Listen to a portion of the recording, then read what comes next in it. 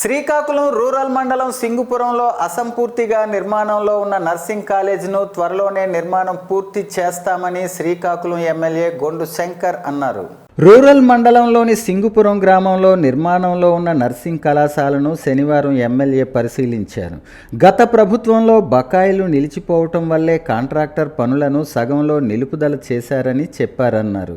కాంట్రాక్టర్తో తాను చర్చించగా 2.5 నుంచి 3 కోట్ల రూపాయల వరకు బకాయిలు ఉన్నాయని, వాటిని చెల్లిస్తే పనులను ప్రారంభిస్తానని కాంట్రాక్టర్ వివరించారని శంకర్ తెలిపారు. తాను రాష్ట్ర వైద్య ఆరోగ్య శాఖ మంత్రితో చర్చించి పనులు మరలా ప్రారంభించేలా కాంట్రాక్టర్కు సూచన చేయటం జరిగిందన్నారు. తన నియోజకవర్గంలో ఉన్న ఈ నర్సింగ్ కళాశాల నిర్మాణానికి తాను బాధ్యత వహిస్తానని, తప్పనిసరిగా నిర్మాణం పూర్తి చేస్తానని హామీ ఇచ్చారు. గత ప్రభుత్వం చేసిన తప్పిదాల వల్ల వేలాది మంది విద్యార్థుల జీవితాలు అగమ్య గోచరంగా మారిందని ఆవేదన వ్యక్తం చేశారు. 2019లో మంజూరైన కళాశాల గత ప్రభుత్వ అనాలోచిత నిర్ణయాల కారణంగా నిర్మాణ దశలోనే నిలిచిపోవటం బాధాకరమన్నారు.